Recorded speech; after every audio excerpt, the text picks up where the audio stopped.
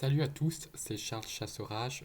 Je vais faire ce petit point météo ce 23 septembre 2025 à 21h36 pour parler du temps qu'il fait en ce moment, de l'évolution des températures et du temps, et ensuite des éventuelles influences qui pourraient modifier notre temps sur le pays. Si on commence tout de suite par les températures, donc euh, là, nous sommes en soirée, c'est normal qu'elles soient plus fraîches qu'en journée, mais elles sont quand même bien fraîches avec 9, même pas à 3, mais un petit peu plus douces sur les régions du nord-ouest et du sud-est, puisque ce n'est pas sous la goutte froide. Donc si je sors les températures maximales de la journée, elles n'ont pas été très très élevées et elles vont encore baisser. Donc euh, Elles sont très fraîches sur cette zone-là en raison de pluie et d'une masse d'air très froide en altitude. Il y a la goutte froide, donc vraiment des températures vraiment très basses. Donc moi j'aurais eu 14,5 degrés et on s'en sortait un petit peu mieux grâce aux éclaircies sur le nord Pas-de-Calais par exemple. Donc euh, Après les températures, je vais vous montrer avec Windy les précipitations qui sont en cours sur le pays.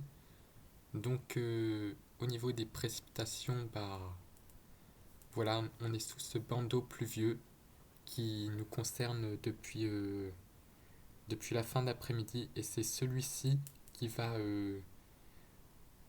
empêcher les températures de monter quand je vais vous montrer Arôme.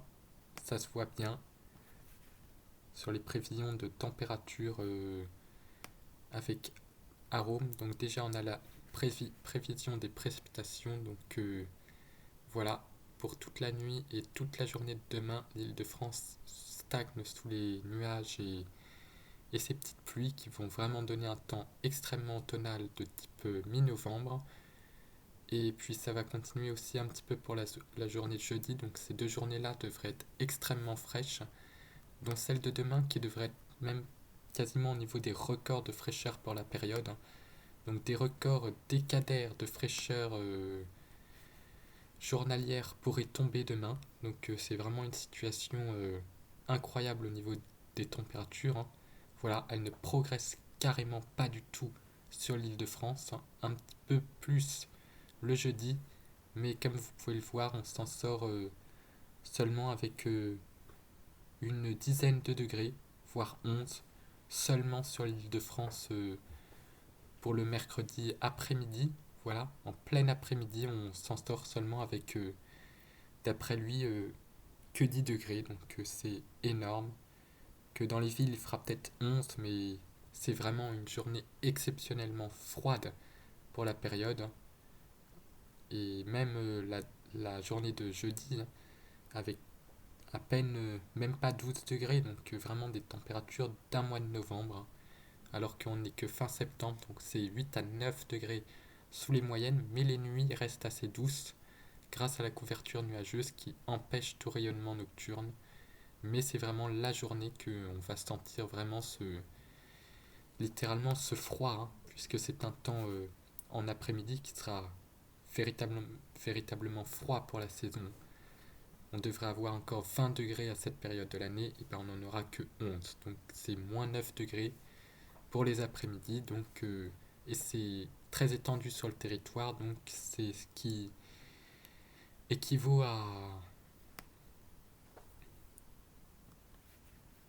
un indicateur thermique particulièrement bas. Et justement, cet indicateur thermique indique une moyenne de 12 degrés sur plus de 3 jours.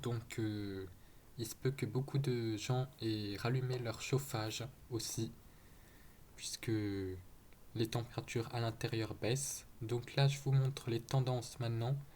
On a ici cette dépression très creuse. C'est en fait l'ouragan Gabriel qui a atteint la catégorie 4 tout de même et qui va remonter et aller se tuer malheureusement sur le Portugal en tant que dépression extratropicale qui va peut-être nous ramener de l'air un petit peu plus doux en faisant remonter légèrement un petit flux de sud à sud-est, hein. Et puis pour les tendances,